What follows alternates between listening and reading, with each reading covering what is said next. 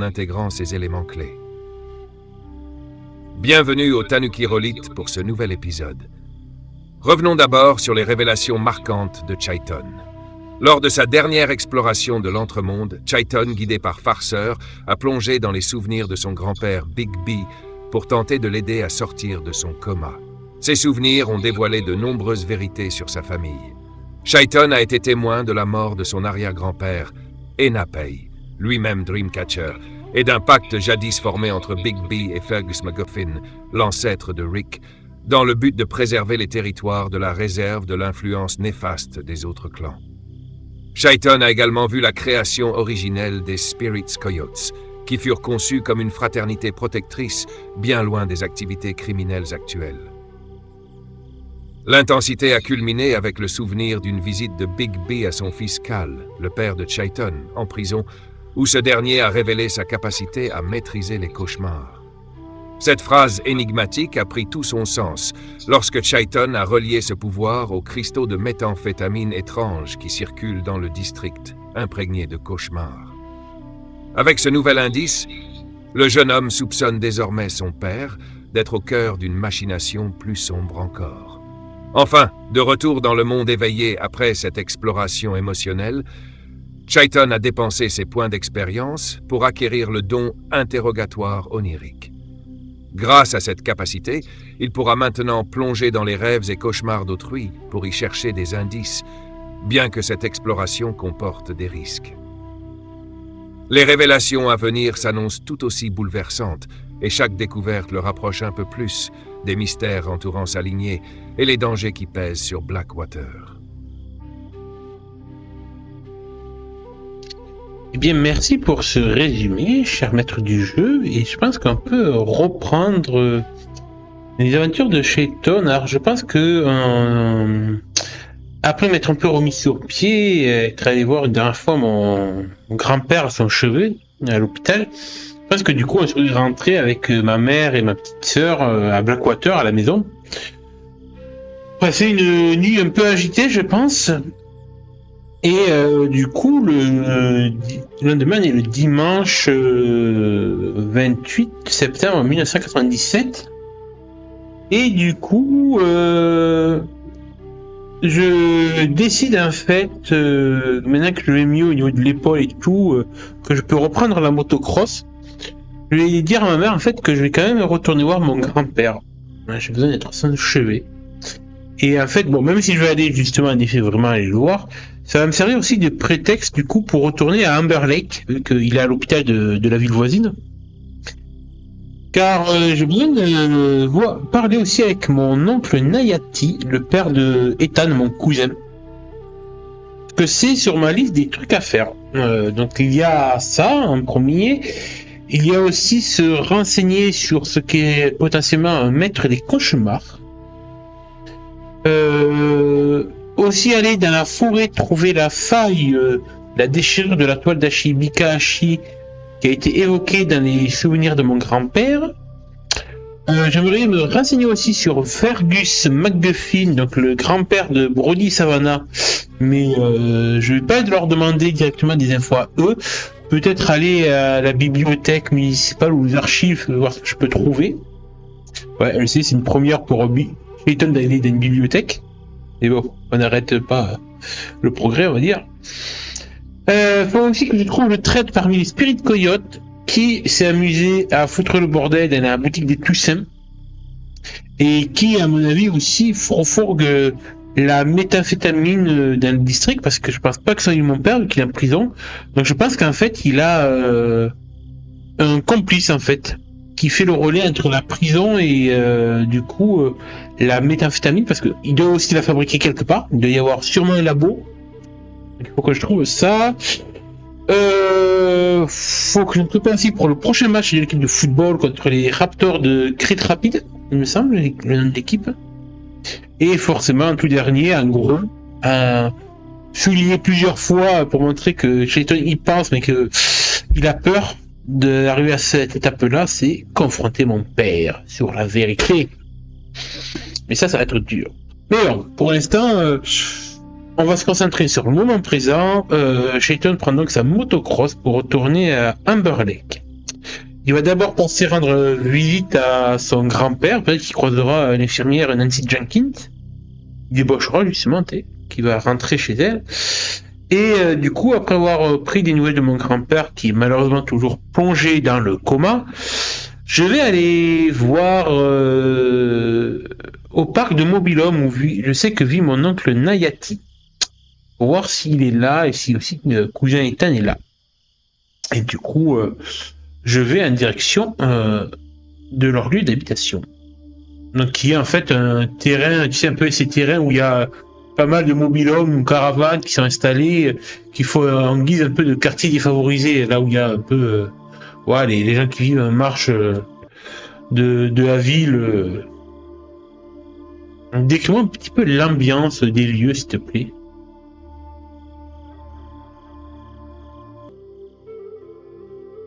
Alors que Shaiton s'éloigne de l'hôpital d'Amber Lake, il prend la direction du quartier de Mobilhome situé en périphérie de la ville. Ce lieu, bien connu des habitants, marque les limites d'Amber Lake. C'est ici que se rassemblent ceux qui vivent en marge, dans des habitations de fortune, témoins d'un quotidien difficile. Le quartier s'étend sur un terrain vague, où des herbes folles bordent des rangées de mobil-homes disposées de manière anarchique. Les façades abîmées des caravanes, leurs peintures écaillées et les bâches délavées couvrant certaines fenêtres donnent au lieu un aspect temporaire et usé par le temps. Quelques habitants sont assis devant leur domicile, jetant des regards méfiants à chaque inconnu qui s'aventure ici, tandis que des enfants jouent à proximité d'amas de ferraille et de pneus usés. Shaiton traverse ce paysage en direction du mobil-home de Nayati, situé un peu à l'écart des autres, reconnaissable à sa façade plus ancienne et aux objets épars qui l'entourent. Une collection de tôles ondulées, des outils de récupération et de vieux tissus suspendus qui claquent faiblement au vent.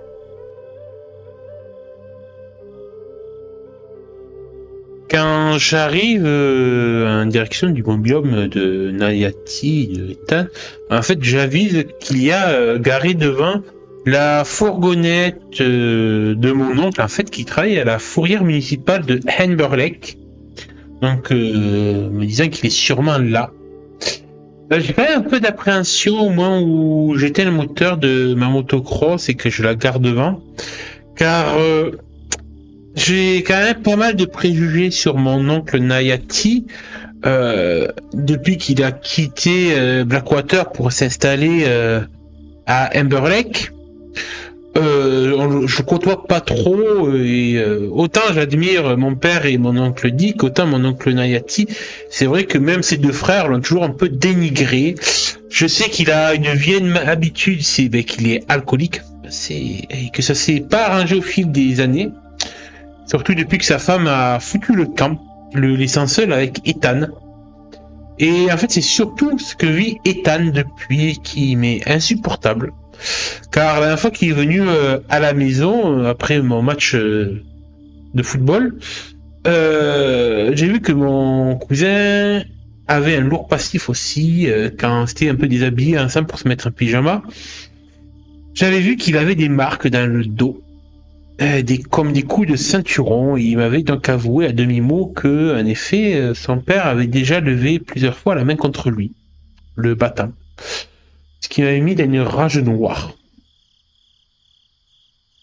Et du coup, en fait, je redoute de faire face à cet homme, car forcément, j'ai la haine contre lui, et j'espère pouvoir me tenir calme face à lui, car j'ai besoin de l'interroger pour avoir des réponses sur certaines questions que je me pose. Puis il y a aussi le problème d'Ethan, quoi. C'est que j'ai vu ces cauchemars grâce à mon don de témoin des rêves, et je l'ai vu manger des cœurs d'animaux. Et tout cela, visiblement, est en lien avec les légendes des skinwalkers, des change-peau. Et d'ailleurs, dans la mémoire de mon grand-père, dans ses souvenirs, je peux voir que Nayati s'intéressait à ce sujet-là. D'où ma venue, en fait, pour avoir des réponses sur les skinwalkers. Et du coup, c'est un peu avec appréhension, en fait, que je vais aller frapper à la porte du mobil-home. Et du coup, je sais pas en fait qui va m'ouvrir la porte entre Nayati ou Ethan, ou si on me laissera pas de la porte, ne voulant pas m'ouvrir. En tout cas, voilà, je tape 3 petits coups secs à la porte et j'attends de voir ce qui s'y passe.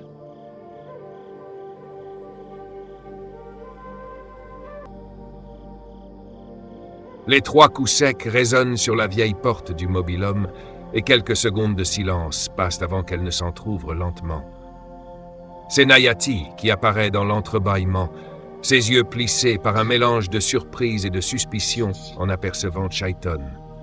L'homme qui te fait face est usé par la vie, son visage marqué de rides profondes et d'une barbe en bataille.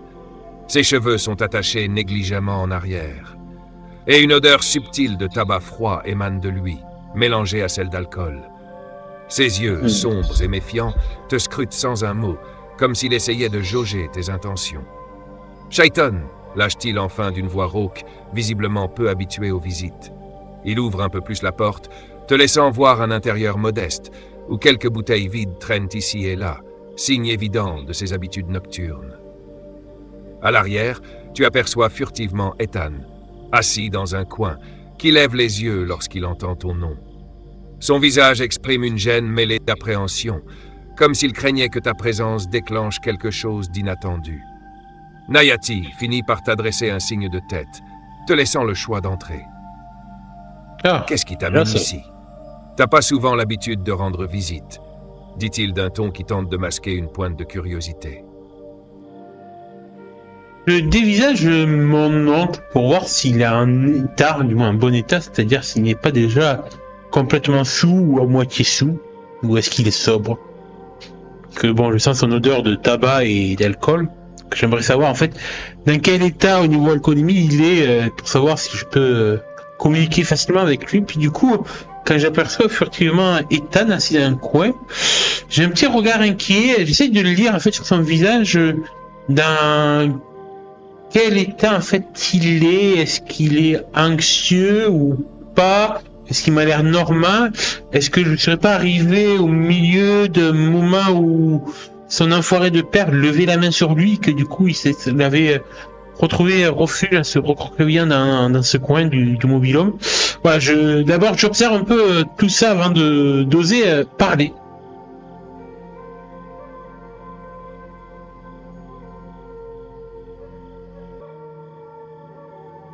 Ton regard scrutateur évalue rapidement la situation. Nayati semble étonnamment sobre, ou du moins bien plus lucide que tu ne l'aurais imaginé. Bien que l'odeur de tabac et d'alcool persiste autour de lui, son maintien n'est ni instable ni désorienté. Ses yeux clairs sont perçants et fixes, signe qu'il est tout à fait conscient de ce qui se passe. Il affiche cependant une fatigue palpable, probablement celle d'un homme usé par des années de vie âpre et de solitude. Quant à Ethan, il semble sur la défensive. Assis dans un coin, il garde une attitude presque figée, les épaules légèrement voûtées, et son regard fuit souvent le tien. Un fin bleuâtre est visible près de sa pommette gauche, un signe subtil mais inquiétant qui confirme tes craintes. Nayati te regarde avec une certaine impatience, comme s'il attendait que tu parles avant de se fermer complètement. Ses bras croisés sur son torse en disent long sur son attitude, tendue, voire sur la défensive, malgré sa sobriété apparente. Quand je vois le bleu sur la pommette de Ethan, mais je serre les poings, je bouillonne intérieurement, m'imaginant le coup qu'il a dû se prendre au visage. Il y a peut-être même pas quelques minutes avant que j'arrive. J'essaie de garder mon calme et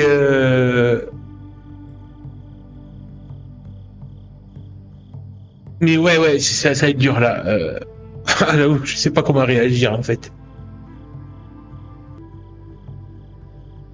En voyant l'ecchymose sur le visage d'Ethan, une vague de colère monte en toi, difficile à contenir. Tu sens cette fureur qui gronde, prête à exploser face à l'injustice de la situation. Il te faut un instant pour te recentrer, pour tenter de refouler cette rage et garder ton calme, afin de ne pas envenimer les choses. Fais un jet d'approche avec résilience et calme, et donne-moi ton résultat. Le résident c'est calme. Alors, ma fiche de personnage, déjà, ça serait bien. Résident calme, j'ai plus 0. Autant dire que je sens que je l'ai. Ah, si, quand même. C'est un succès partiel.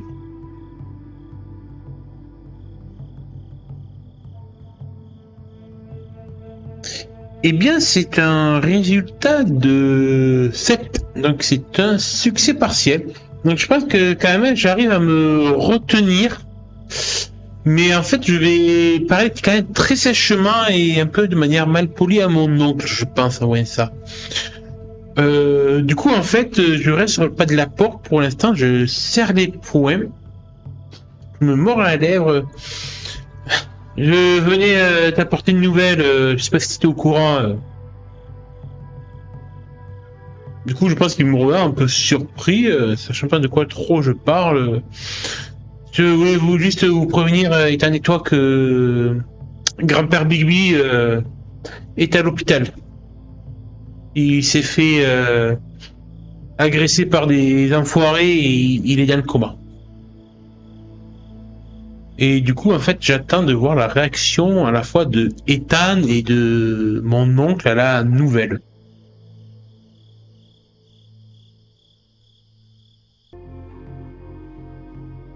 À l'annonce de l'hospitalisation de Bigby, une étincelle de surprise traverse le visage de Nayati.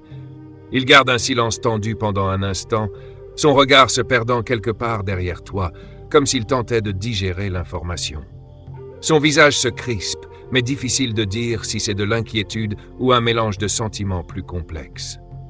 Ethan, quant à lui, te fixe avec des yeux ronds et son visage pâlit légèrement. Il semble à la fois troublé et inquiet, jetant un regard à son père, visiblement incertain de la réaction de Nayati. Nayati prend finalement une longue inspiration, détournant les yeux et pinçant les lèvres. « C'est pas un vieil homme qui devrait être à l'hôpital », finit-il par dire d'une voix basse, mais avec un éclat de reproche. Peut-être que son choix de rester lié à Blackwater l'a mis dans cette situation. Il grimace légèrement, l'air agacé. Ethan serre les poings à ses côtés, te jetant un regard d'excuse, comme s'il se sentait embarrassé par l'attitude de son père.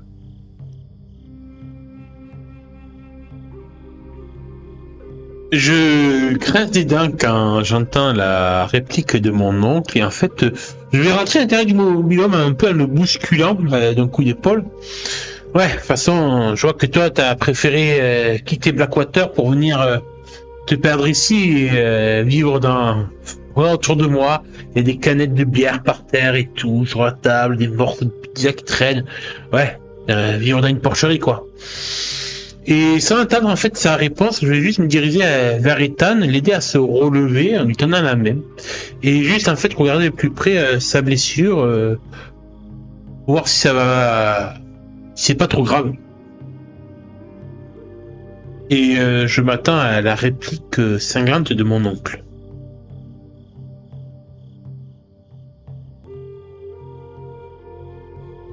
Nayati te fixe, surpris et visiblement irrité par ton intrusion.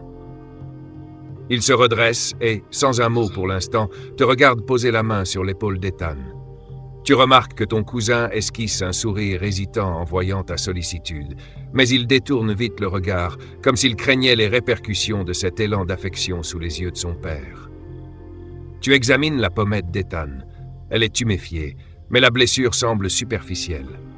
Il murmure un faible « Ça va, c'est rien. Shaiton !» sans oser te regarder en face. Nayati, agacé, te lance enfin d'une voix glaciale. « Tu te prends pour qui, Shaiton, à venir chez moi et faire comme si tu savais tout, Blackwater, les coyotes et tous les grands discours de ton grand-père. Ça ne sont que des reliques du passé. Si t'es venu pour faire des reproches, garde-les pour toi. » Il croise les bras, te fixant d'un regard froid, mais une lueur d'amertume se lit brièvement dans ses yeux. Je me retourne vivement vers lui. Ouais, c'est peut-être des reliques du passé, mais en ce moment, le passé est en train de remonter à la surface. Tonton. Et c'est justement pour ça que je suis venu te voir. Je me détourne un moment de lui, je calme un peu ma voix pour parler à Ethan. Cousin, tu veux bien m'attendre dehors, s'il te plaît. J'ai besoin de parler à ton père. Promis, ça va aller, t'inquiète pas. Après, on ira faire un tour tous les deux à moto. Ça va te faire du bien d'aller prendre l'air. Et si tu veux, on ira voir papy à l'hôpital. Puis je me retourne vers mon oncle. On va discuter, toi et moi. J'ai besoin de réponses et je sais que tu peux m'en fournir. Puis, si tu veux, on fait ça en buvant une bière. Je dis ça en fait un peu pour l'amadouer aussi. Et pour pas le braquer non plus complètement en fait. Et du coup, en fait, j'attends de voir la réaction de mon cousin et de mon oncle.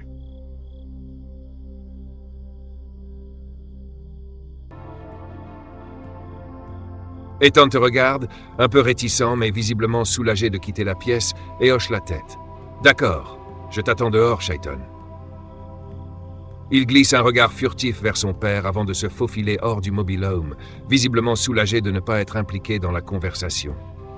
Nayati te fixe en silence un instant, puis ricane légèrement. « Alors, comme ça, le petit Chayton est venu chercher des réponses et pense que je vais tout lui déballer autour d'une bière. » Il décroise les bras et va chercher une canette de bière dans le frigo rouillé qui grince, tentant d'en une avant d'en ouvrir une pour lui-même. Après une gorgée, il soupire et s'assied lourdement sur un fauteuil délabré, les yeux mi-clos mais scrutateurs. « Alors, gamin, c'est quoi cette histoire de passé qui remonte à la surface? Qu'est-ce que tu veux savoir exactement? » Son ton est moqueur, mais tu perçois une lueur d'intérêt dans ses yeux, comme s'il testait ta détermination. Je passe outre un peu son moqueur et du coup je me saisis de la bière et je bois une bonne gorgée en me raclant la gorge et en la reposant sur la table entre lui et moi. Que sais-tu à propos de mon arrière-grand-père et du coup ton propre grand-père, Inopai Haro?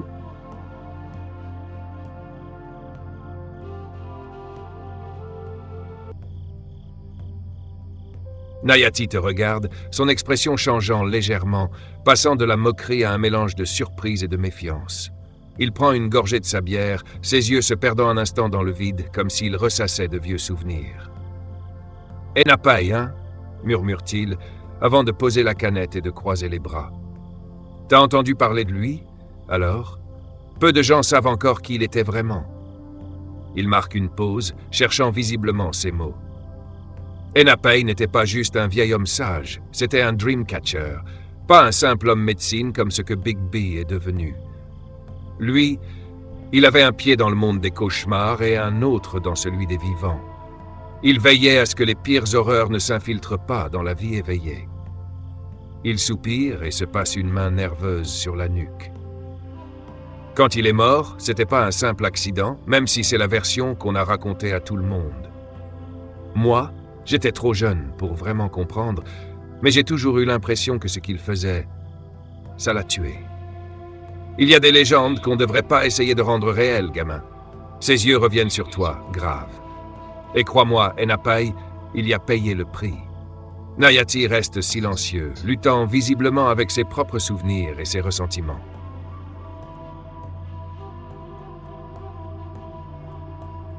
Je marque un temps de silence, moi aussi. Vous voyez qu'en fait, du coup, mon oncle Nayati en sait quand même pas mal sur notre histoire familiale, et donc la vérité autour de mon arrière-grand-père. Et au bout d'un moment, en fait, après avoir rebu une petite gorgée de bière, je dis... Je savais que grand-père, c'est lui qui m'a mis au monde, et que c'est lui qui m'a donné le prénom de Chayton. Et il m'a donné aussi un autre nom aussi. Enopai, celui-là de mon arrière-grand-père. Et j'ai pas hérité que du prénom de mon arrière-grand-père. J'ai plus que son héritage à moi. Et du coup, je laisse planer un petit silence, lui faisant comprendre en fait que moi aussi, en fait, j'ai hérité des mêmes dons de Dreamcatcher que Enopai.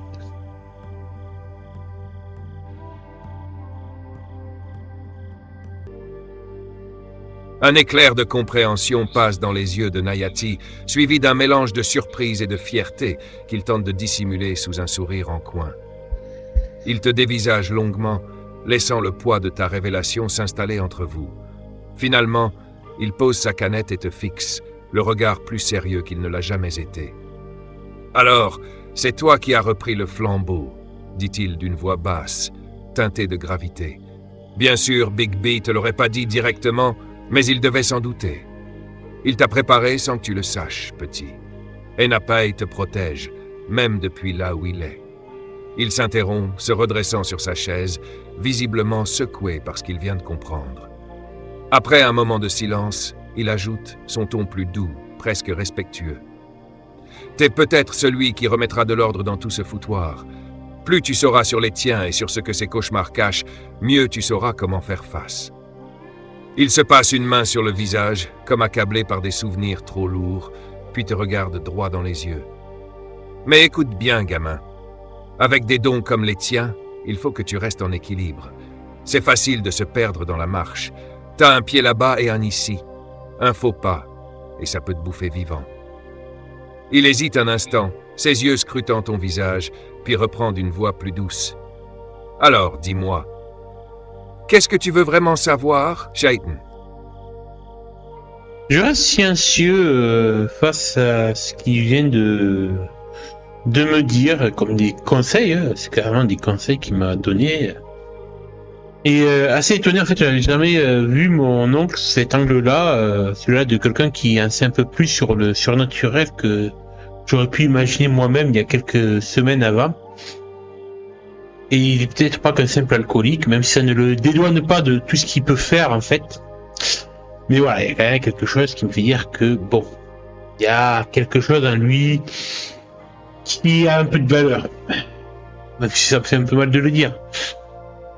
J'ai toujours en fait l'échymose sur le visage d'Ethan là dans la tête, donc non, ça je peux pas passer outre. Mais voilà, j'essaie de regarder mon calme là. J'aimerais maintenant que tu m'en dises un petit peu plus sur la dispute que vous avez eue, mon père, Dick et toi avec grand-père par rapport au Spirit Coyote. Du moins, j'ai juste besoin que tu me confirmes certaines choses. Je lui laisse sous-entendre en fait que je suis déjà au courant, à ma manière. Il doit sûrement deviner que c'est grâce à mes dons de Dreamcatcher. Mais voilà, j'ai en fait besoin d'entendre sa version à lui, même si ça peut être dur pour lui de remuer son passé, mais voilà, je veux qu'il me dise en fait sa version des faits à lui.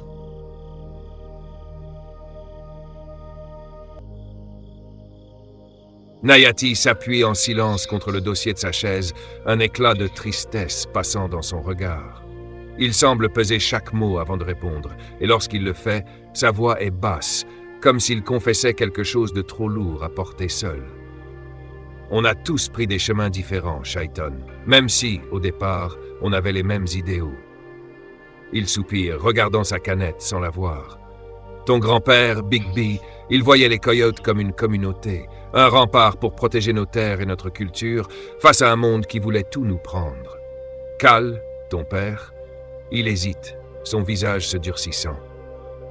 Il a toujours été fasciné par le pouvoir. Pour lui, les coyotes devaient être plus qu'un rempart. Ils devaient être une force, quitte à faire du sale boulot pour se faire respecter.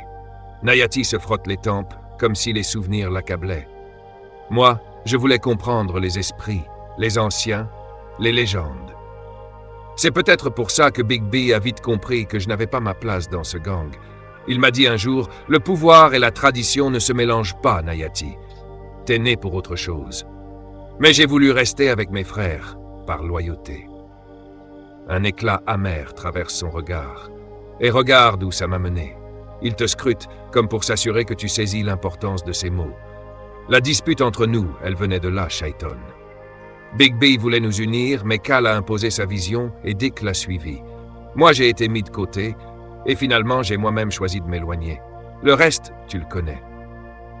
Il termine sa bière, la posant avec force sur la table, les yeux rivés dans les tiens. Fais gaffe, Chaitan.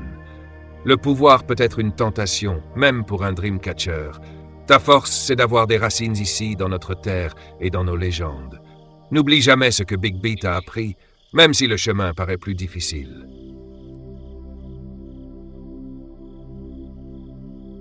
Je suis assez étonné des conseils que me donne Nayati, car après tout, c'est quand même des conseils qui ont preuve d'une certaine sagesse dans la forme. Ce que j'aurais jamais cru capable de lui, venant de lui. Et du coup, j'ai besoin d'aller sur un autre terrain, parce qu'il ne l'a pas encore abordé, et que je vais l'aborder de manière frontale. Je le regarde, droit dans les yeux, posant mes couilles sur la table. Maintenant, j'aimerais bien que tu me parles des Skinwalkers. Qu'est-ce que tu sais au sujet des Cités Légendes?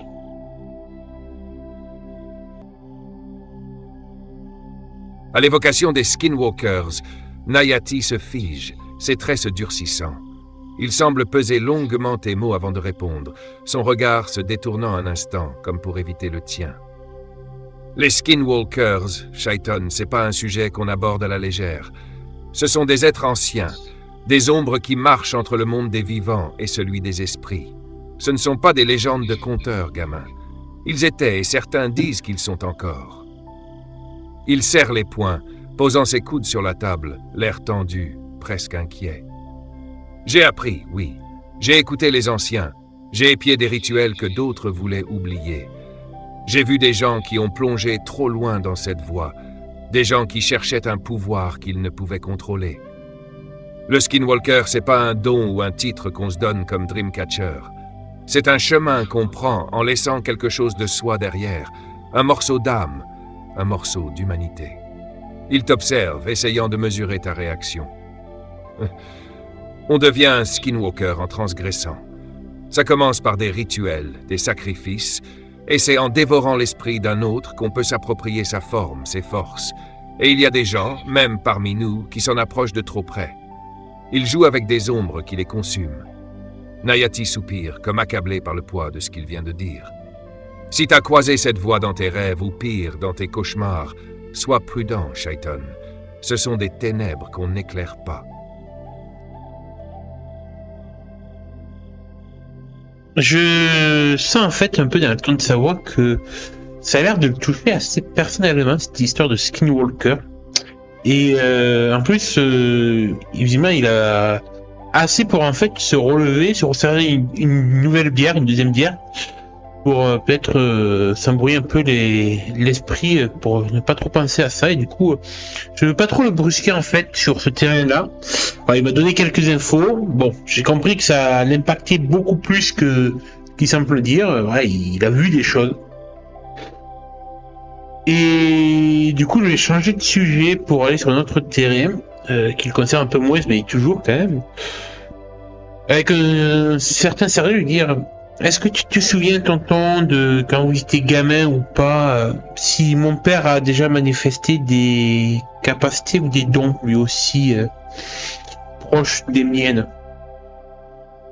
Et là, il peut sentir quand même dans ma voix un léger point de peur et d'anxiété. Clairement, je rebute une possible réponse positive de sa part.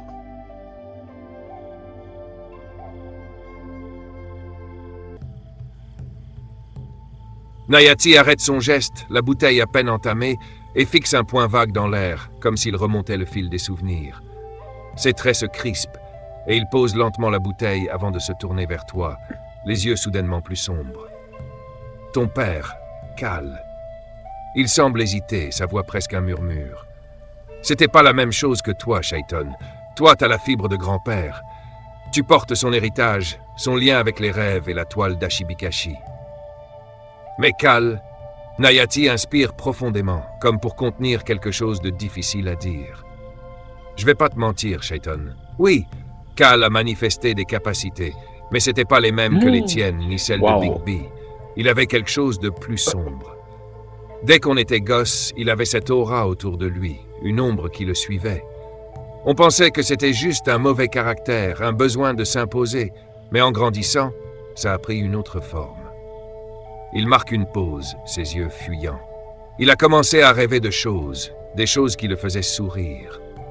Pas des rêves d'espoir, Shaiton, des rêves de puissance, de contrôle, des rêves où il régnait en maître. Et il a trouvé un moyen de faire plus que simplement rêver. Nayati serre les poings, sa voix légèrement tremblante. Un jour, il m'a dit qu'il pouvait entrer dans les cauchemars des autres, qu'il pouvait s'y nourrir, y puiser de la force. Ok. Au début, j'ai cru que c'était encore une de ses vantardises, mais j'ai fini par y croire. J'ai vu ce que ça a fait de lui, ce besoin de contrôle, de terreur. Il te regarde droit dans les yeux, une tristesse mêlée de regret. Si c'est la réponse que tu redoutais, Shaiton, je suis désolé. Mais ton père a touché quelque chose dans les cauchemars, et il n'en est jamais vraiment sorti.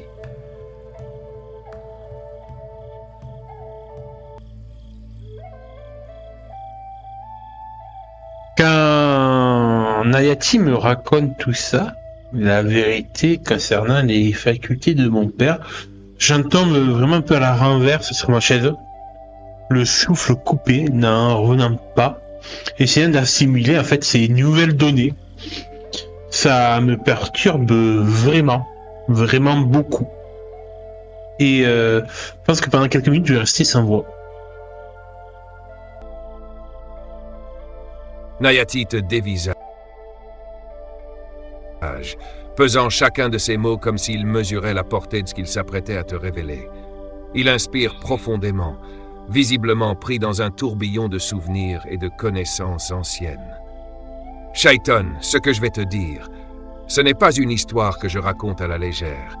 C'est quelque chose que ta génération n'a pas vraiment connu. Mais il y a eu un temps où Blackwater portait bien plus que son nom. Il marque une pause. Ses yeux durs se perdent un instant dans un lointain passé. Connais-tu les légendes des sorcières noyées de Blackwater? C'était en 1692, même époque que les procès des sorcières à Salem. À Blackwater aussi, on parlait de sorcières, mais au lieu de les brûler, on les jugeait par l'eau. Les femmes étaient ligotées, jetées dans les chutes de Blackwater et noyées. On croyait que l'eau révélait les âmes impures. Nayati fixe la table d'un regard glacé, l'air sombre. Mais Shaiton, l'eau n'a rien purifié ce jour-là. Tout ce qu'elle a fait, c'est imprégner notre terre de douleur, de haine, d'un mal profond. Cette souffrance, tu comprends, elle ne s'est pas évaporée. Elle s'est ancrée dans le monde des cauchemars, un reflet dans la marche des rêves. Ces esprits, on les appelle les Manitous. Les Blancs parlent de démons manipulateurs, mais chez nous, on sait que ce sont des entités de cauchemars, des esprits déformés par la haine et la peur. Ils peuvent murmurer à ceux qui les écoutent ou prendre place en eux. Ils te regardent, sa voix plus grave encore. Je pense que ton père, Cal, je pense qu'un de ces Manitous est en lui. Pas complètement, car un Manitou ne remplace jamais l'humain. Il reste toujours un peu de l'homme. Ils vivent à moitié entre deux mondes, comme des ombres, tu vois? Ton cœur semble rater un battement. Tes pensées s'embrouillent face à cette révélation. Nayati semble te lire comme un livre ouvert. Ton père a toujours su être deux hommes. L'un était celui que tu connais, un homme capable de s'asseoir avec toi pour un pique-nique, de te montrer comment manier une moto. Mais l'autre, Shaiton, c'est celui qui a cédé au Manitou. C'est peut-être cette partie de lui qui connaît les cauchemars des autres, et c'est peut-être elle qui murmure dans les cauchemars de son gang, de sa propre famille. La gravité de ces mots pèse lourdement dans l'air. Un frisson te parcourt. Tu ne sais plus si tu regardes encore ton oncle ou un homme qui, lui-même, pourrait être en train de résister à cette emprise obscure.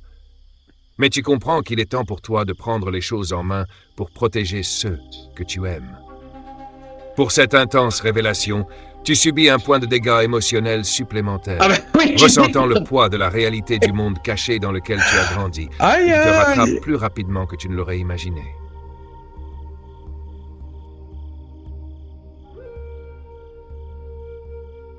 Quand Shaiton avait frappé à la porte de ce mobil-home il y a quelques minutes en arrière, jamais, au grand jamais, il n'aurait jamais cru entendre parler de tout cela. Des Dreamcatchers, d'accord, des rêves, des cauchemars, ok. Des monstres faits de cauchemars, ok. Ça passe, ça va. Il a commencé à digérer tout depuis plusieurs semaines. Mais là, bon, des skinwalkers, et maintenant des sorcières, des démons, des Manitous. Non, pour lui, il a l'impression en fait que c'est juste une vaste blague, que son oncle en fait se fout de sa gueule à dire comme ça, entend ça, ou que c'est des délires d'ivrogne, je sais pas, mais en fait je le regarde, il est vraiment sérieux. Je peux dire que ce qu'il me raconte c'est vraiment la vérité. Et du coup, je me fais comprendre que j'ai besoin de boire un coup moi aussi. Du coup, je pense qu'il va me tendre une seconde bière, que je vais descendre quasiment cul sec. Et regarde, un peu perdu dans la vague. Waouh, va me falloir un moment là, tonton, pour digérer tout ça. Mais...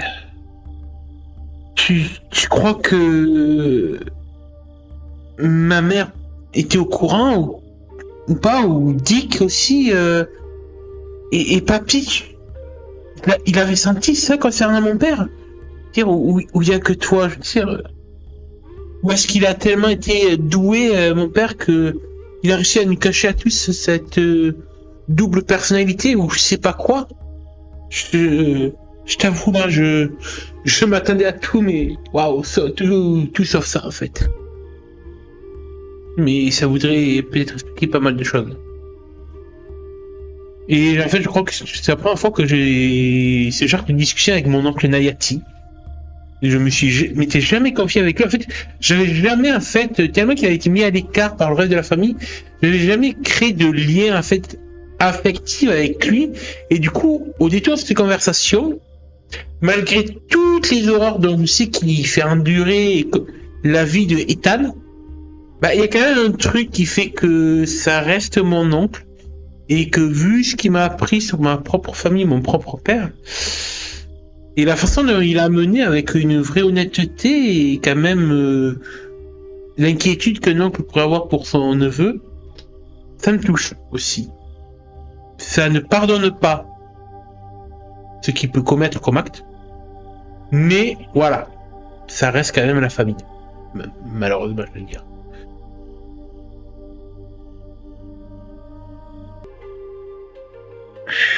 Nayati, les traits légèrement adoucis par ta réaction, incline légèrement la tête, comme s'il comprenait l'ampleur de ce que tu venais d'entendre. Il te passe une autre bière, prenant un instant pour te laisser digérer tout cela.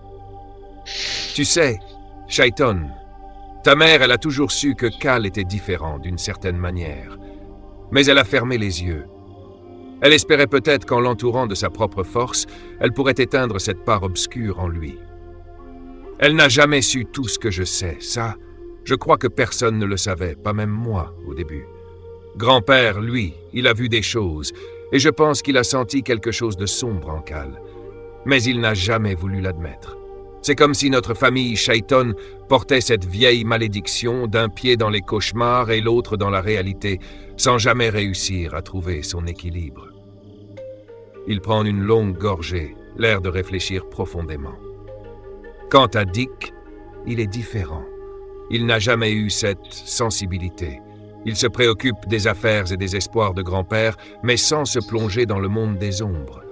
Peut-être que ça l'a protégé au fond. Nayati t'observe en silence un moment, comme s'il te redécouvrait à travers cette conversation. Il finit par hocher la tête, un semblant de fierté éclairant ses traits fatigués. « Shaiton, tu tiens bon, plus que je ne le pensais.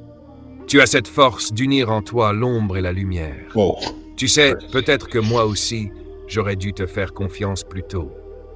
Je suis désolé pour beaucoup de choses, pour Ethan, pour tout ça, mais je veux que tu saches une chose, et c'est sincère. Tu peux me poser toutes les questions que tu voudras.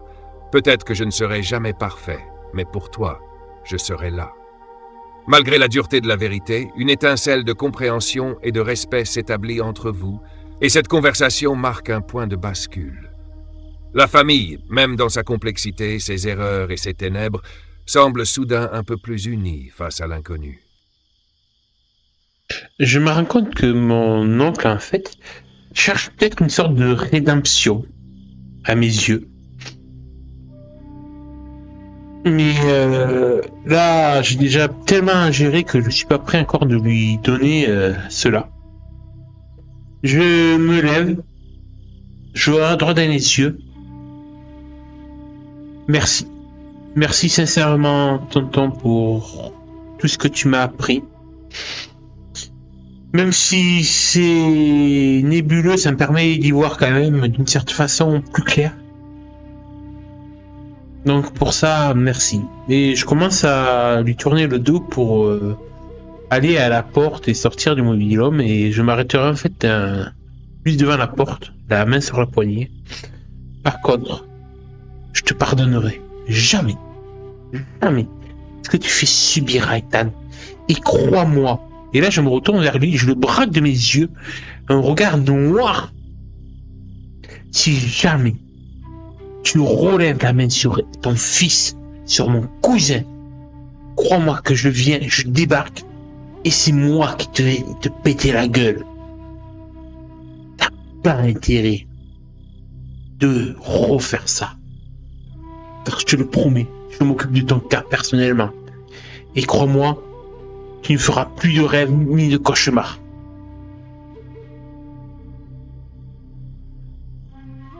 Et il y a quand même... ouais, c'est une menace, clairement. C'est une menace que je lui fais. Donc, j'attends de voir comment il réagit.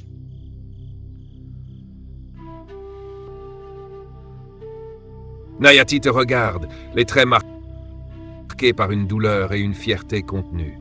Il accuse tes mots comme des coups, encaissant sans répliquer immédiatement. Lorsque tu fais volte-face vers la porte, il laisse échapper un soupir long, presque un aveu de ses propres échecs. Écoute, Chaiton, peut-être que j'ai fait des erreurs, et peut-être que je mérite ton mépris pour tout ce que j'ai infligé à Ethan. Il laisse un silence planer, luttant visiblement avec ses mots. Son visage fermé, mais son regard oscillant entre la culpabilité et une inexplicable amertume. Mais tu ne sais pas ce que c'est de voir ton propre enfant se perdre.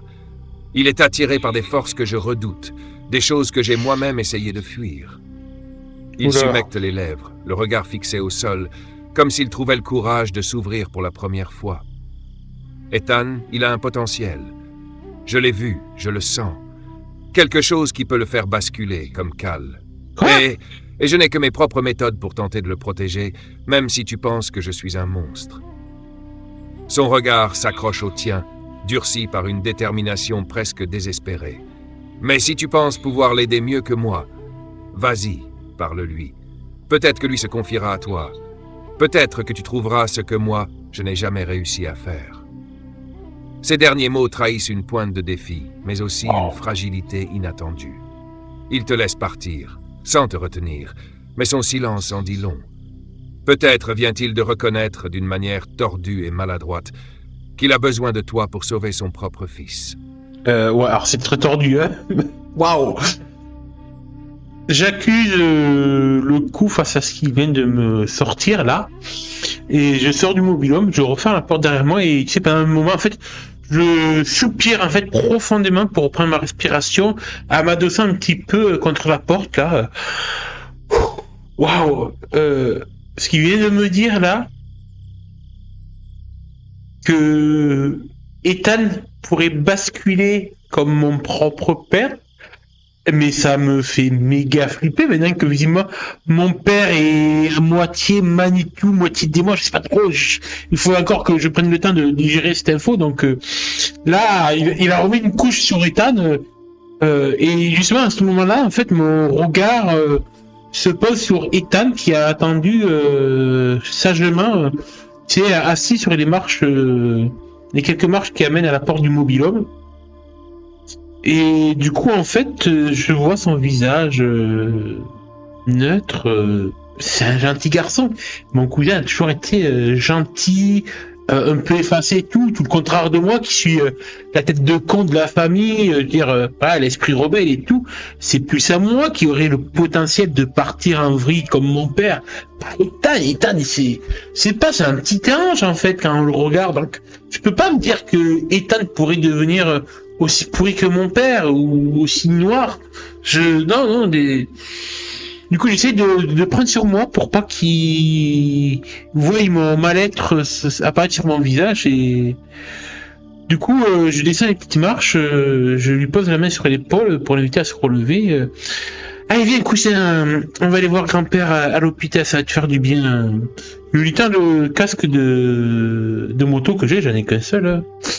Il dit, allez, vas-y, enfile ça et monte derrière moi. Je conduis et je t'amène voir papy. Et du coup, je démarre la moto, tandis que Ethan met son casque.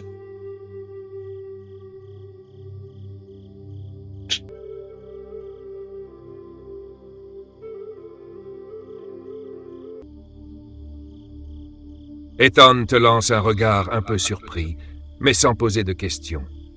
Il prend le casque que tu lui tends et le met, cachant une partie de son visage où la trace de coup est encore visible.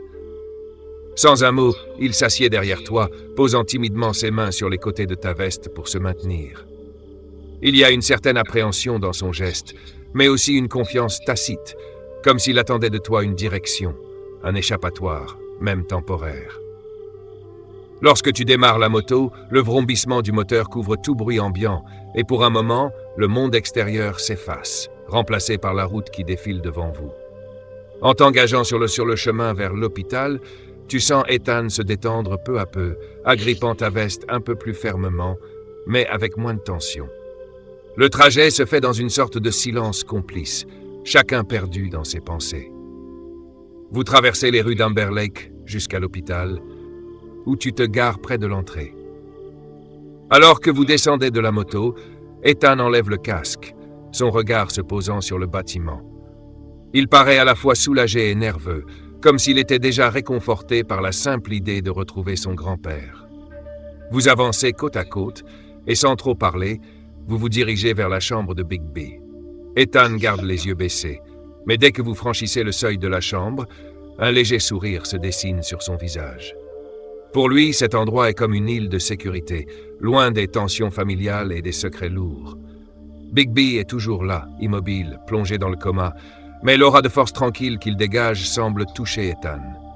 Il s'approche doucement du lit, hésite un instant, puis murmure, presque pour lui-même. « Papy, je suis là. »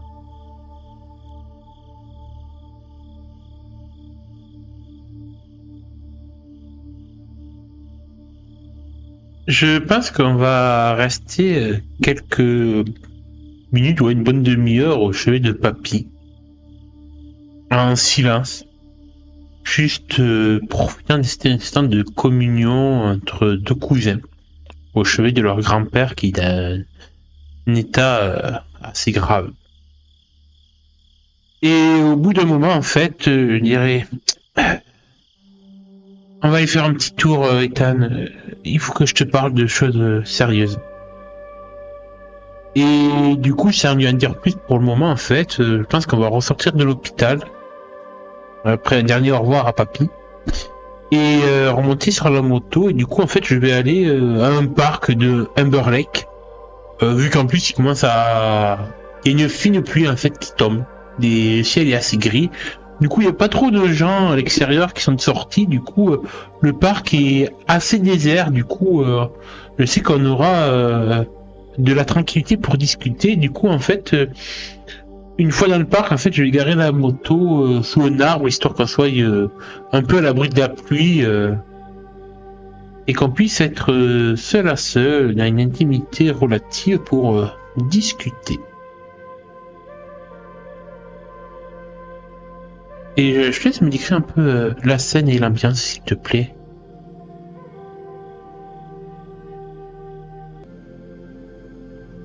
Sous un ciel lourd et menaçant, tu t'engages dans les allées désertes du parc avec Ethan, le moteur de la moto résonnant faiblement jusqu'à ce que tu la gares sous un large arbre, dont les branches denses offrent un peu de répit face aux gouttelettes de pluie qui commencent à tomber. Autour de vous, le parc est étrangement silencieux, juste habité par le bruit distant de la ville et le murmure de la pluie sur le feuillage. Ethan descend de la moto, ajustant timidement le col de sa veste pour se protéger de l'humidité. Son regard parcourt l'horizon voilé par la brume légère. Il semble comprendre que quelque chose de sérieux l'attend ici, mais il ne pose aucune question, laissant un silence respectueux s'installer. Il s'appuie contre le tronc de l'arbre et ses yeux se tournent vers toi, curieux, mais aussi empreints d'une certaine inquiétude. Tu prends une profonde inspiration, l'air humide et chargé, presque pesant, amplifiant la gravité de l'instant. Je m'assois par terre, alors, même si l'herbe est un peu humide, c'est pas trop grave, et j'invite Ethan à faire de même. Et du coup, je commençais la discussion. Tu sais, cousin, l'année passée, des choses, depuis cette rentrée, hein, même pas un mois. Tu savais à quel point j'ai tellement changé. T'imagines, je suis devenu la nouvelle star de l'équipe de football de Blackwater. Tu aurais cru que moi, Shayton Arrow, faire partie de l'équipe de football du lycée, avec mon caractère de merde. C'est dingue, hein. Puis, tu sais, je me suis fait plein de nouveaux amis. Il y a Sam, Max, le petit Ravi aussi, Jade, et Tiana. Ouais. Je sors avec une Toussaint. Qui l'aurait cru, ça aussi. C'est pas facile à gérer tous les jours avec la famille, tu sais. Après, t'as de la chance, tu sais, d'être loin de ces embrouilles familiales avec Arrow, Toussaint, McDuffie. Il y a une certaine tranquillité à Amber Lake que je t'envie. Mais bon, je peux pas me plaindre, je suis content. Une copine, je peux te dire, bon... C'est un peu chaud entre nous, si tu vois ce que je veux dire. Du coup, je lui donne un petit coup d'épaule, tu sais, vu qu'il est assis contre moi avec un petit clin d'œil. Bon, je sais que lui... En fait, je pense que mon cousin Ethan est encore un peu puceau, visiblement, d'après le peu que je sache. Mais d'ailleurs, je tends la perche pour voir si comment il réagit à ça, au fait que j'ai une copine, que je parle un petit peu de ma vie privée et sentimentale vis-à-vis de lui et de la sienne, en fait.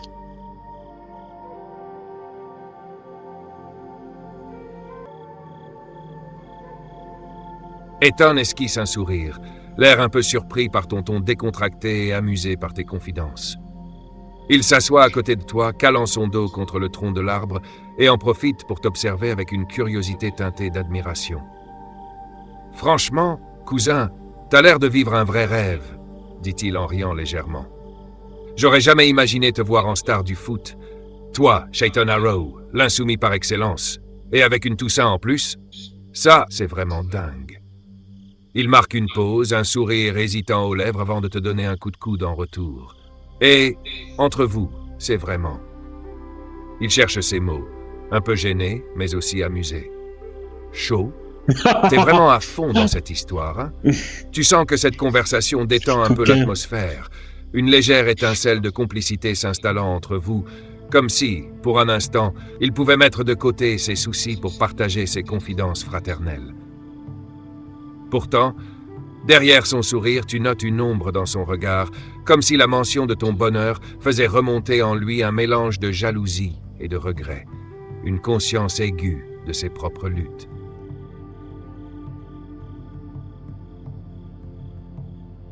Quand du coup, il me demande un petit peu si c'est vraiment chaud entre Tiana et moi, du coup, ouais, j'ai un peu vanté et tout, tu vois, un peu des mécaniques. Dire que ouais, on fait certaines choses et tout. Bon, on va pas rentrer dans les détails, mais bon, voilà, je lui donne quelques avant-goûts de la chose, des plaisirs charnels que j'ai commencé à connaître. Et du coup, je rebondis sur la question. Et toi, cousin, alors, toujours sans expérience, pour dire ça, on va dire de manière gentille. Et du coup, je pense que, ouais, il me confiera demi-mot que, oui, il est toujours puceau, lui, le pauvre, et qu'il a toujours pas trouvé de copine. Et du coup, je vais un peu le taquiner sur ça, mais pas méchamment, je lui dis. Après, tu sais, peut-être que c'est pas les filles qui t'attirent. Si tu veux, je connais un ami à moi, Sam, il est à fond sur moi. Et je pense qu'en fait, le style amérindien, ça lui plaît pas mal. Donc, il peut très bien avoir un crush sur toi aussi, si tu veux, je te le présente. Et je pense qu'en fait, ça va faire rougir Ethan qui va dire non, mais moi, c'est vraiment les filles que j'aime. Et je suis sûr que je vais en trouver une, moi aussi, cette année. Et du coup, on fait un peu cette promesse que lui aussi, d'ici la fin de l'année scolaire, se trouvera une copine. Donc, du coup, si tu peux m'écrire un petit peu ce dialogue et tout. Voilà, ce petit moment de détente entre cousins avant que je aborde un sujet un peu plus grave.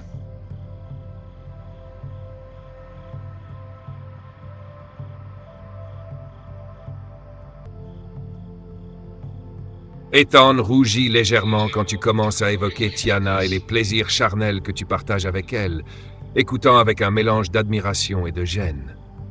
Il laisse échapper un rire nerveux, baissant les yeux un moment avant de te regarder à nouveau avec un sourire gêné, mais curieux.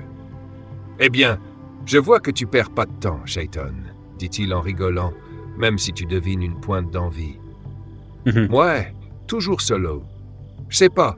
C'est pas comme si j'avais eu beaucoup d'occasions non plus, surtout avec tout ce qui se passe à la maison. » Il triture une feuille tombée de l'arbre, l'air un peu pensif, avant de relever les yeux vers toi. « Enfin, peut-être cette année. Qui sait? Peut-être que je trouverai aussi quelqu'un. » Quand tu lances ta suggestion sur Sam, il écarquille les yeux choqués, avant de secouer frénétiquement la tête, une lueur de panique teintée de rouge sur ses joues. « Non, non, non. Vraiment, c'est pas ça, je te jure, Chayton. » Il secoue la tête, encore embarrassé, mais un sourire amusé apparaît malgré lui. « C'est bien les filles que j'aime, merci. » Il marque une pause, se calmant un peu, puis ajoute en soupirant. « Peut-être même que j'ai repéré quelqu'un. Mais bon, c'est pas encore fait, hein. » Une certaine Lisa. Il se redresse un peu, jetant un regard un peu plus détendu, comme si cette conversation légère avait dissipé une partie des tensions. Mais d'ici la fin de l'année, ouais, qui sait, peut-être que je te rattraperai. Oh. Il te lance un regard amusé et complice, un peu plus confiant, comme s'il avait envie d'y croire lui aussi, grâce à ce moment d'échange entre cousins.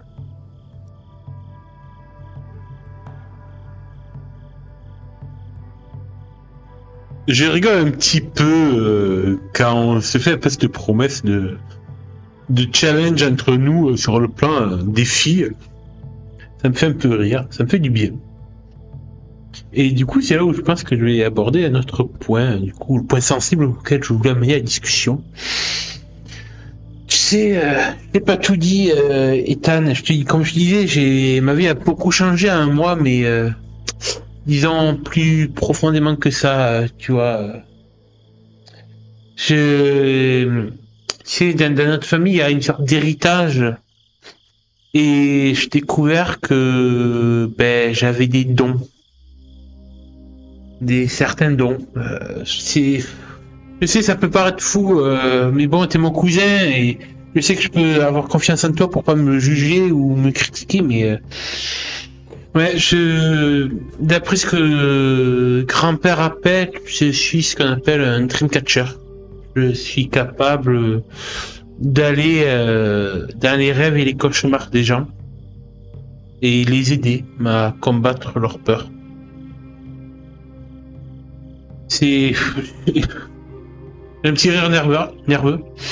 Ouais, je sais, c'est bizarre dit comme ça, mais même moi j'ai encore du mal à m'y faire, mais je me sens investi dans cette mission. C'est bizarre. Hein. Et j'attends en fait de voir en fait comment il réagit à ma confidence par rapport à ça.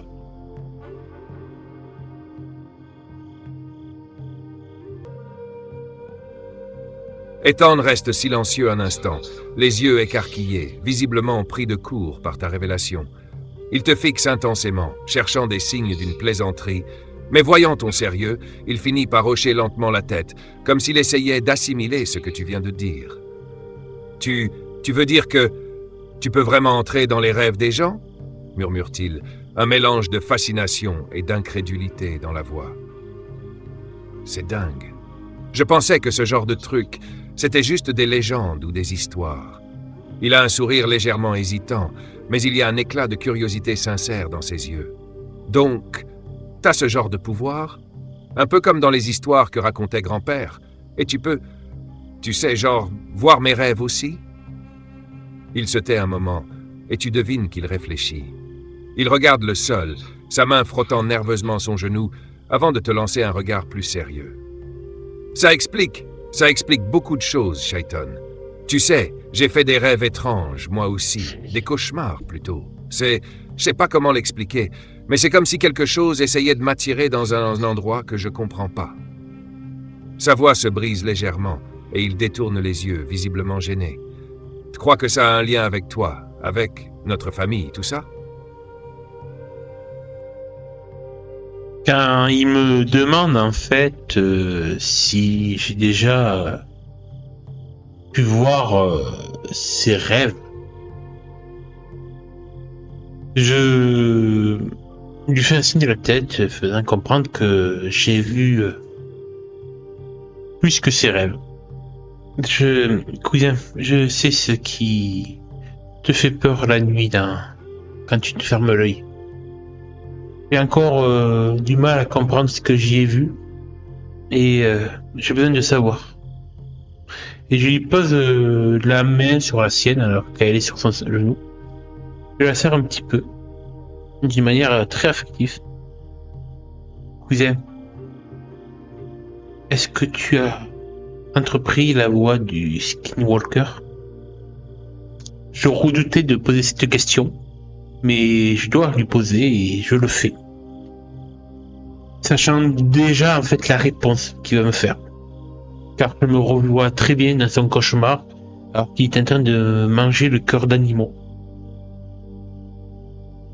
Mais j'ai besoin que ce soit lui qui l'avoue, qui le confesse face à moi.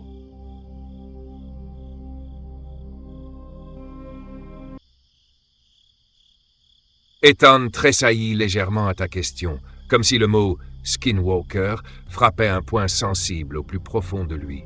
Il garde les yeux baissés, fixant ses mains tremblantes, comme s'il luttait pour contenir quelque chose qu'il ne voulait pas admettre. Après un long moment, il inspire profondément, sa poitrine se soulevant lentement, et lève finalement les yeux pour te regarder, le regard hanté par une honte et une tristesse silencieuse. « Oui, murmure-t-il d'une voix à peine audible. « Oui, Chayton, j'ai fait des choses dont j'ai honte, des trucs que je comprends même pas complètement moi-même. » Il se passe une main sur le visage, les traits tirés par la fatigue et le poids de ce qu'il retient depuis longtemps.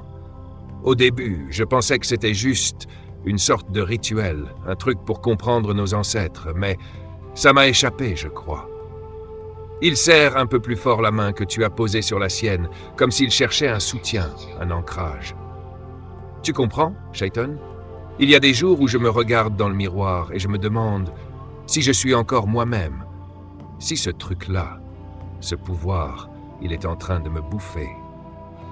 Il se tait, son regard se perdant à nouveau dans le vide, mais il y a une lueur d'espoir dans ses yeux, comme s'il espérait que ta présence, ton soutien, puisse l'aider à sortir de ce qu'il considère comme un piège inextricable. J'écoute sa confession avec empathie et quand il se tait, je le reprends dans mes bras pour le serrer d'une étreinte fraternelle. Et quelques minutes après, alors que je relâche mes bras autour de lui, j'ai vu que tu avais fait dans tes cauchemars. Désolé, c'était involontaire. Je voulais pas rentrer dans ton intimité comme ça et moi-même, tu sais, des fois j'ai du mal à contrôler mes propres dons de Dreamcatcher. Je peux comprendre ce que tu ressens, t'inquiète pas, cousin. Mais j'ai besoin que tu m'en dises plus si tu veux que je t'aide.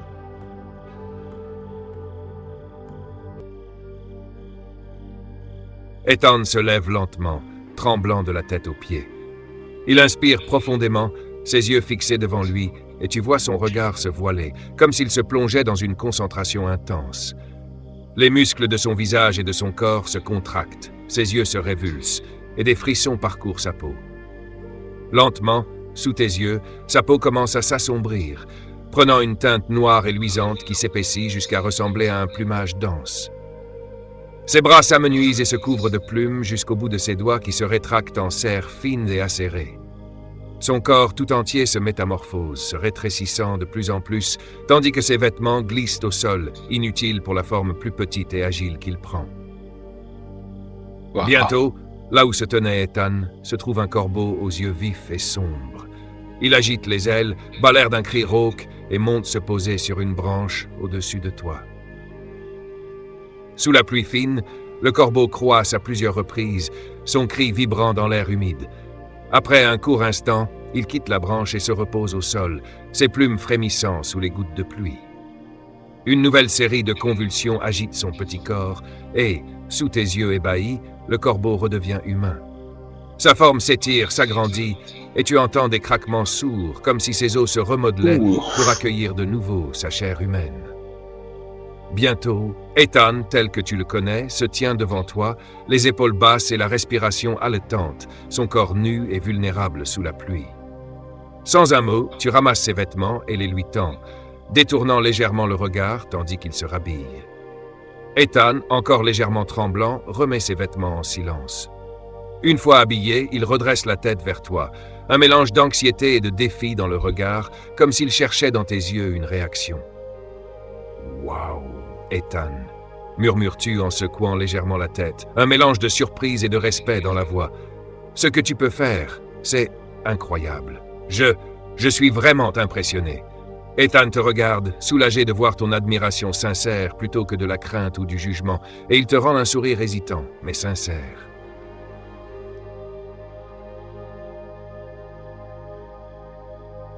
Je suis vraiment abasourdi face au prodige dont mon cousin est capable, parce que faire des trucs comme moi dans la marche des rêves des cauchemars, c'est une chose, c'est un monde numérique, mais le voir lui faire des exploits, je veux dire, magiques dans le monde éveillé, ça dépasse tout ce que j'aurais pu imaginer.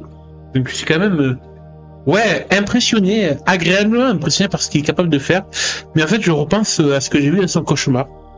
Et alors, je pense qu'on se rassoit côte à côte, je lui dis. Et du coup, c'est pour ça que tu dévores des cœurs d'animaux, c'est ça? C'est le rituel qui est obligé de passer par là pour t'approprier la force des animaux, mais aussi leur apparence, c'est ça, changer de peau? Et je laisse ma question en suspens, en attendant qu'il me donne les réponses dont il juge aura besoin de me donner ou non. Alors que vous êtes assis côte à côte sous l'arbre, Ethan écoute attentivement ta question, un mélange de gêne et de sincérité dans le regard. Il baisse légèrement les yeux, puis murmure « Oui, c'est pour ça que je le fais.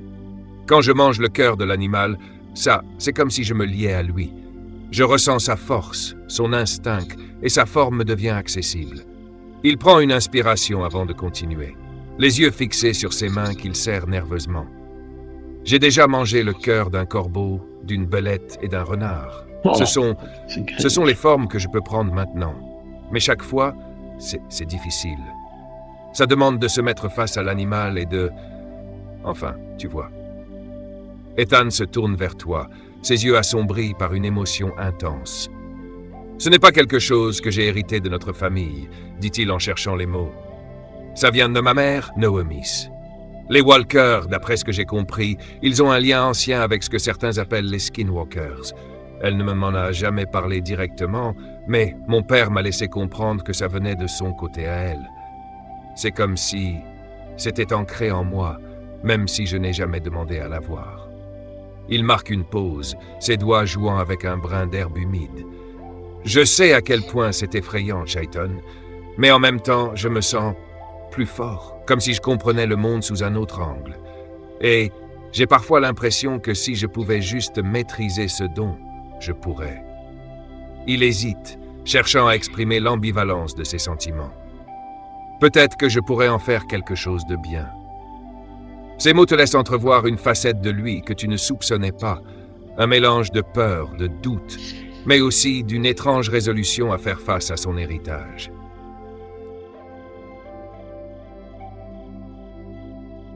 J'écoute attentivement mon cousin et je comprends qu'en fait, le monde surnaturel issu d'une légende amérindienne est beaucoup plus vaste que je pensais, que toutes les histoires que les anciens nous racontent ont clairement plus qu'un fond de réalité, elles sont véridiques. Et tout en écoutant Ethan, je comprends aussi que peut-être que pour lui, en fait, de changer de peau, de prendre l'apparence d'animaux, même si c'est macabre à souhait, c'est peut-être aussi une façon de s'échapper, d'avoir une forme de liberté vis-à-vis de son père et des traitements qu'il subit. Et je suis assez étonné qu'il évoque sa mère, alors qu'on n'en a jamais réellement parlé. Tout ce que je sais d'elle, c'est qu'elle s'est barrée il y a 2 ans, l'abandonnant entre les mains de son père, et du coup, la question me brûle les lèvres, et du coup, je me tourne vers lui, et du coup, ta mère, elle est partie il y a 2 ans de ça, c'est ça sans vous donner de raison, si j'ai bien compris, t'as laissé comme ça du jour au lendemain avec ton père seul. C'est lié au Skinwalker, tu crois?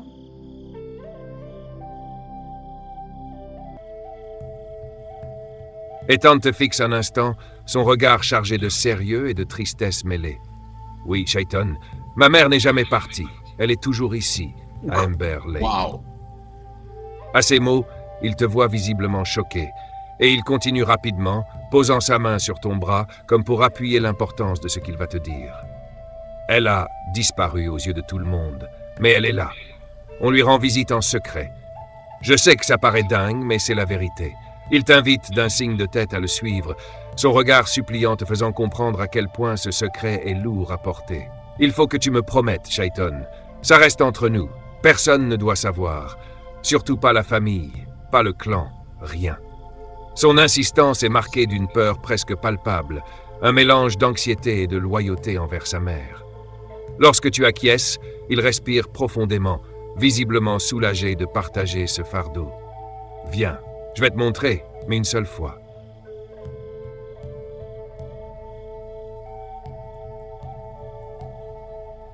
Je suis vraiment curieux en fait de voir ça, de voir sa mère.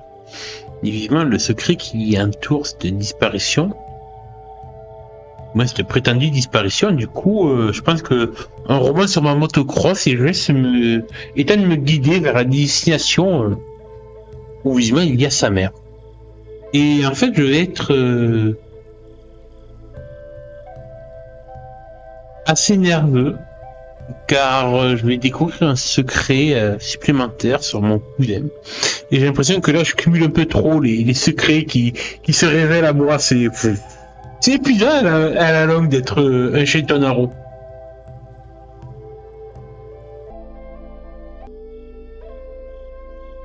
Alors que tu suis Ethan à travers les rues d'Amber Lake, tu sens en effet la tension s'accumuler en toi.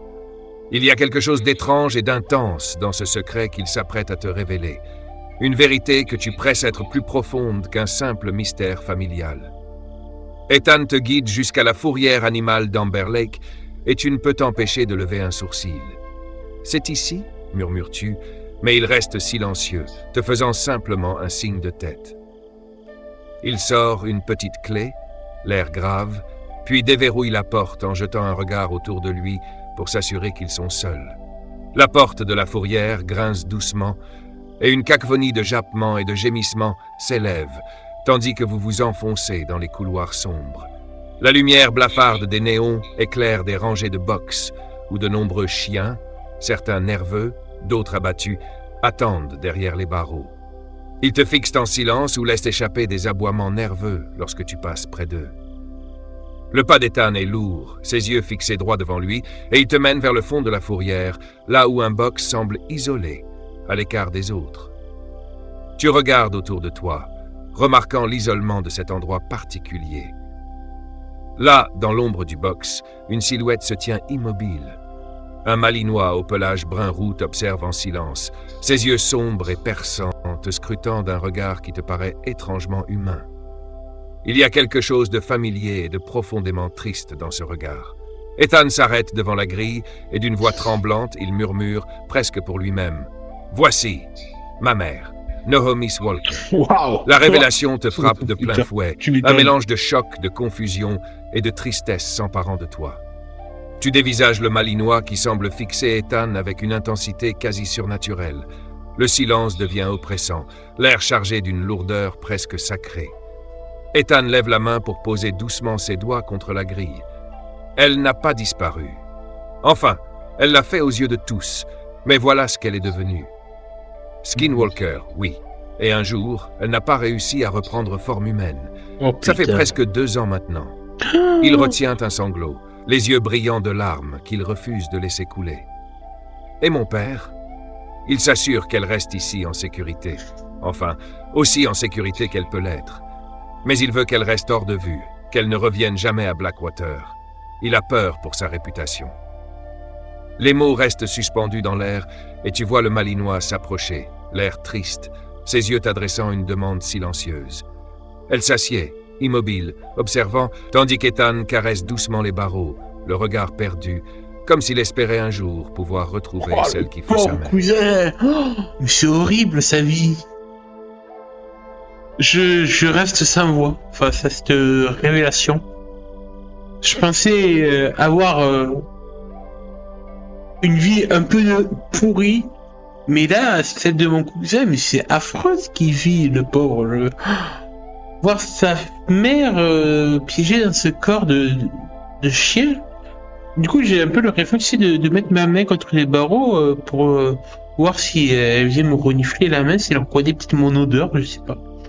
Mais je pense que en fait, elle va avoir un comportement agressif d'un coup, se mettre à japper, à montrer les crocs, et Ethan m'expliquera que c'est la malédiction du Skinwalker, c'est que par moment, c'est comme si elle était là, dans ce corps de chien enfermé, et que des fois, c'était en fait le chien qui était aux commandes du corps qu'elle reprenait, cette nature sauvage d'animal. Et du coup, je recule un petit peu, comprenant toute l'horreur en fait du don des Skinwalkers, le chemin tortueux, et pourquoi en fait Nayati Haro, mon oncle, craint que son fils y perde aussi, et pourquoi c'est beaucoup tant mal vu dans les légendes amérindiennes d'être un Skinwalker.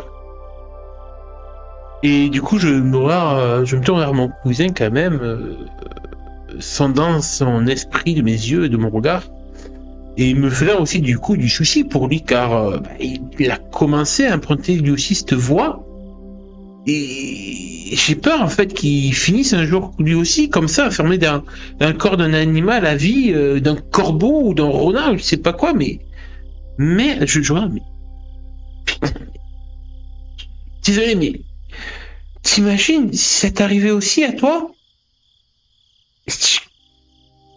Tu prends des risques, cousin, mais je veux pas te juger, mais parce que qui suis-je, moi qui vis dans des cauchemars et tout, et je peux y mourir dans ces cauchemars, merde. Putain, cousin, qu'est-ce qu'on fait tous les deux? On est trop cons. Et du coup, en fait, je quelques larmes qui lâchent parce que je me dis que, en fait, que ce soit lui ou moi, mais on se met volontairement dans des situations qui peuvent être fatales pour nous. Lui, c'est être un jour ne plus retrouver son apparence humaine, à être condamné à rester un animal toute sa vie. Moi, à subir les contre-coups, des cauchemars sur mon propre corps dans le monde éveillé. Je l'ai tellement subi plusieurs fois depuis un mois que je commence ma mission de Dreamcatcher.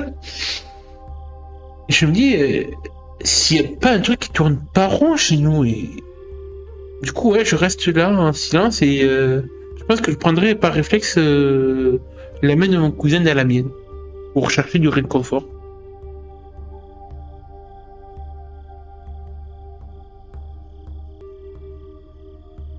Ethan, en silence, serre ta main en retour, et tu sens dans sa poigne toute la fragilité et la force mêlée de quelqu'un qui se bat chaque jour avec une réalité qu'il ne peut partager avec personne. Vos larmes silencieuses témoignent de cette proximité inédite, un lien forgé par les défis qu'impose votre héritage, un héritage qui, pour chacun de vous, est à la fois un fardeau et une mission. Il fixe le sol, la voix tremblante. Tu sais, parfois, je me dis que ce serait plus simple de tout laisser tomber, arrêter de chercher à changer de forme, me contenter d'être normal. Mais ensuite, je vois maman et je me dis que je dois comprendre ce qui lui est arrivé pour l'aider, peut-être pour nous aider tous. Son regard s'obscurcit un instant. Toi et moi, on a ça dans le sang, Shaiton. Peut-être qu'on n'a pas vraiment le choix. Peut-être qu'il faut accepter d'être ceux qui marchent en équilibre entre deux mondes, même si ça veut dire tomber parfois. Le Malinois se rapproche à nouveau de la grille, les yeux plus doux, comme si, malgré sa forme animale, quelque chose d'humain perçait dans son regard. Elle te renifle, puis baisse la tête avec une sorte de résignation silencieuse. Ethan respire profondément et murmure presque pour lui-même, mais assez fort pour que tu l'entendes. On est peut-être deux sacrés paumés dans cette histoire, mais on peut essayer de ne pas sombrer seul. Si on se serre les coudes, peut-être qu'on peut faire en sorte que tout ça ait un sens. L'intensité de ce moment, entre les cages de la fourrière et sous les regards d'animaux aussi silencieux qu'eux-mêmes prisonniers de leur sort, crée un sentiment de solidarité rare, presque sacré. C'est comme si, pour la première fois, vous trouviez dans vos tourments respectifs une mission partagée. Faire honneur à ce fardeau et s'entraider à travers les ombres que cela projette sur vos vies.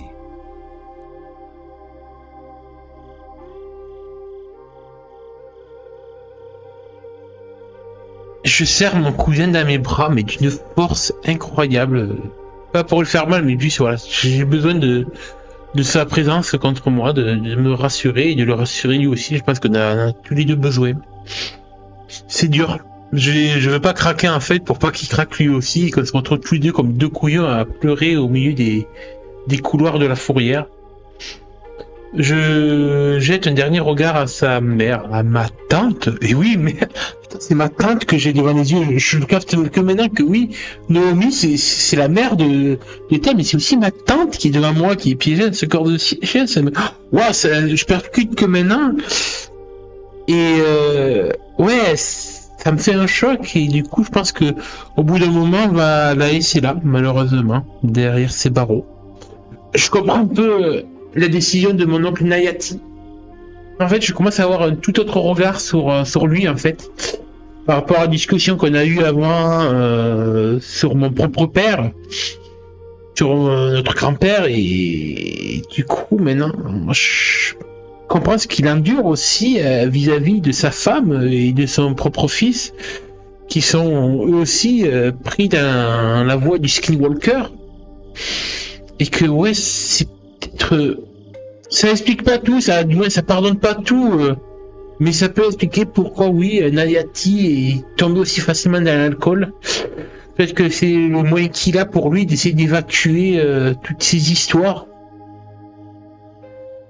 Et c'est affreux de me dire ça, mais peut-être que le fait qu'il soit aussi mauvais envers Ethan à le battre, clairement, c'était peut-être pour lui, je me dis que peut-être que dans son esprit torturé, c'est une façon que Nayati a d'essayer de faire lâcher prise Ethan sur la voie des skinwalkers. Mais j'ai même plus l'impression qu'en fait ça fait l'effet contraire, que plus il portera la main sur Ethan, plus celui-ci en fait va vouloir continuer à s'enfoncer sur la voie du skinwalker, il trouvera une sorte de liberté et fuir ses problèmes. Et je pense qu'en fait, que soit le père comme le fils, ils sont enfermés dans une boucle perverse et malsaine. Et même si jamais je pardonnerai Nayati de lever la main sur Ethan, je dirais pas que je le comprends, mais je n'ai pas le mot pour dire ça, et du coup je pense qu'on rentrera, que je accompagnerai Ethan jusqu'à chez lui. Et peut-être qu'à ce moment-là on verra Nayati sur le seuil du mobil-home qui nous attend, alors qu'il commence à bien pleuvoir. Et que peut-être en fait il nous me proposera en fait de rester pour la soirée, tant que la pluie se calme avant de rentrer à Blackwater. Et je crois que ce sera une de mes premières fois en fait dans ma vie que du coup j'accepterai son invitation. Je me dis qu'au moins ce soir je pourrais veiller sur Ethan le plus proche possible et qu'il tâtera rien contre lui. Et qu'on passera étrangement une soirée entre famille avec du coup mon cousin, mon oncle et moi. Assez gêné au début, parce que du coup, on va pas avouer à mon oncle ce qu'on est allé faire de notre côté. pareil, je n'avouerai pas à Ethan ce que mon oncle m'a raconté au sujet de mon père et de notre famille. Du coup, je suis obligé de jouer avec ces doubles secrets. Moi, ça pesait sur moi. Mais c'est qu'au bout d'un moment, en fait, on va commencer à parler de tout autre sujet qui va nous unir. On va parler de football américain. Du coup, ouais, peut-être que mon oncle va essayer de s'intéresser à moi, pour une fois dans sa vie. Et bon, il a entendu forcément les rumeurs de la nouvelle star du Blitz, du numéro 88 de Shayton Arrow, le nouveau Buffalo de Blackwater, qui a mis une raclée à Amber Lake la semaine dernière. Et du coup, je pense qu'on va parler football américain. Il va me demander où j'en suis et tout, au sein de l'équipe, le prochain match, comment je le sens et tout. Et au final, je pense que je vais me détendre, que Ethan va se détendre, Nayati aussi, et que peut-être que même Ethan, depuis plus de 2 ans en fait, aura l'impression de retrouver son père, l'espace d'une soirée. Et c'est beau en fait, ça va être un très beau moment. Très fort en émotion. Ouais, je te laisse du coup, même si je pense avoir fait une belle exposition de scène, me réécrire toute cette scène et me mettre ta petite touche à toi, maître du jeu. Parce que j'avoue que ouais, c'est... Ah, je suis un peu ému par cette scène.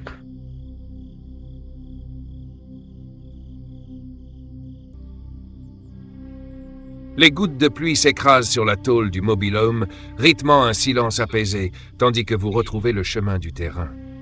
Nayati vous attend en effet sous l'auvent, les bras croisés, l'air plus calme, peut-être même un peu inquiet de vous voir rentrer sous cette pluie battante. Il esquisse un sourire maladroit lorsque tu lui fais signe que tout va bien.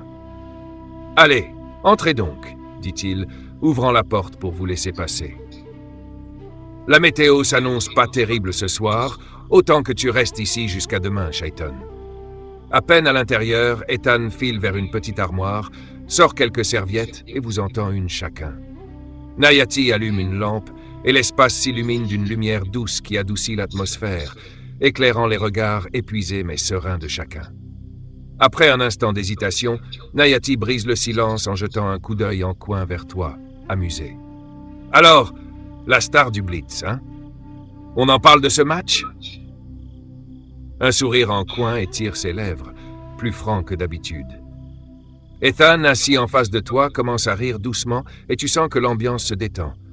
L'oncle et le neveu échangent quelques regards complices et Nayati prend une gorgée de sa bière, un air fier malgré lui dans les yeux. Il t'écoute raconter comment tu te prépares pour le prochain match contre Creek Rapids, prenant un plaisir sincère à suivre chaque détail. À certains moments, il acquiesce, comme s'il connaissait chaque sensation que tu décris, chaque montée d'adrénaline et chaque instant de doute. Le rire de Nayati éclate, surprenant même Ethan, quand il raconte une anecdote sur ses propres jeux de lycée.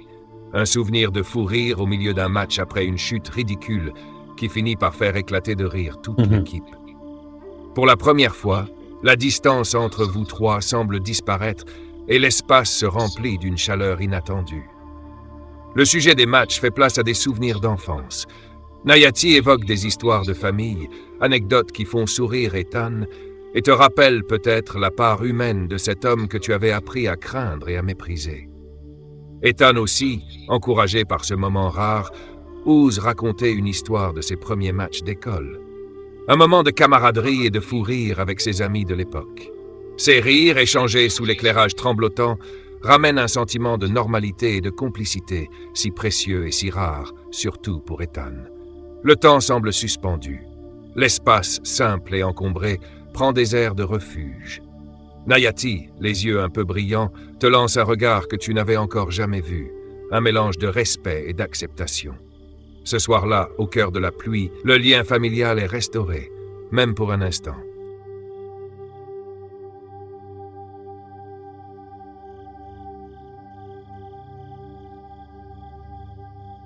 C'est magique. Je pense que c'est le mot que Shayton a employé pour décrire cette soirée.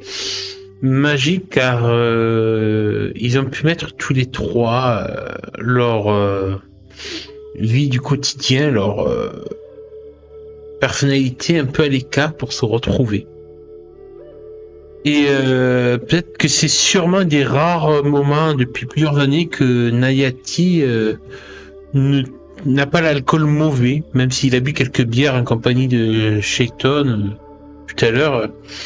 Peut-être que le fait d'avoir reparlé de son passé familial, de son grand-père, de son père, de ses frères avec son neveu, lui a fait du bien.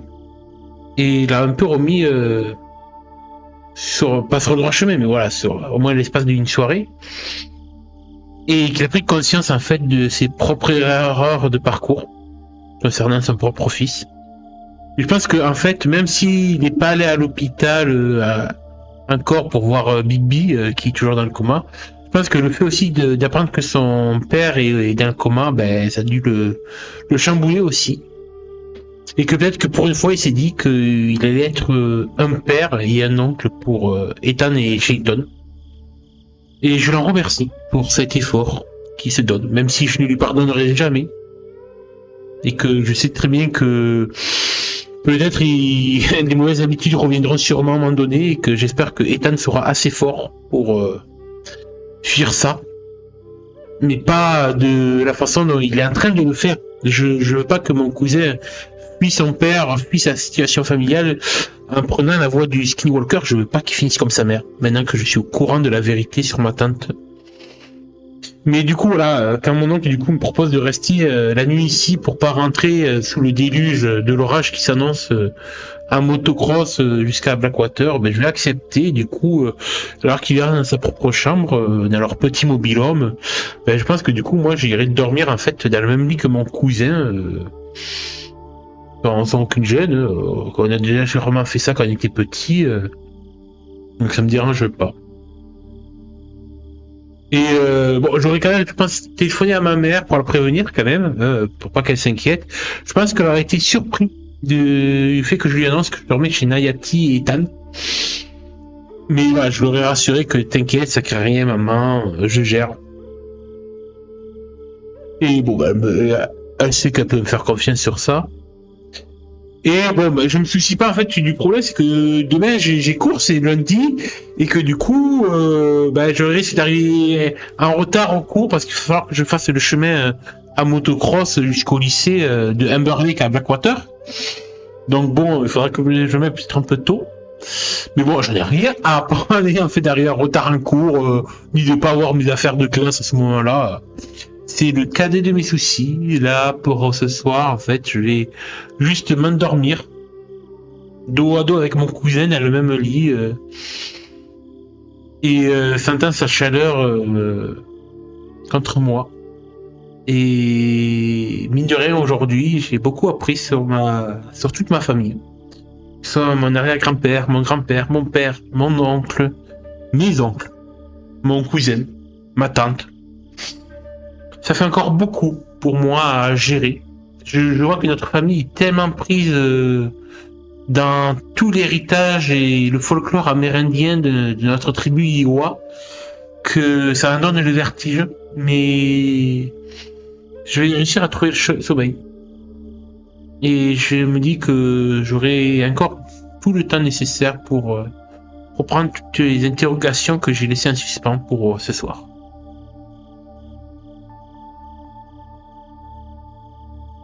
Et du coup, cher ami Tanuki rôliste qui m'écoutait encore, je vous dis merci.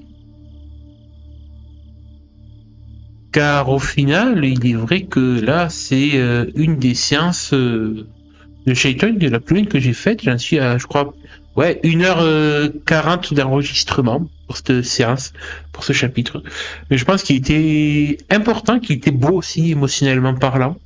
Il y a eu de très belles scènes, riches en informations aussi. Et je ne voulais pas le couper en 2 parties, donc j'espère que vous avez apprécié ce long épisode. Et je vous dis à la prochaine, cher Tanuki rôliste. Bonne nuit à vous, faites de beaux rêves et ne mangez pas de cœur d'animaux pour prendre leur apparence. On va éviter. Allez, bye.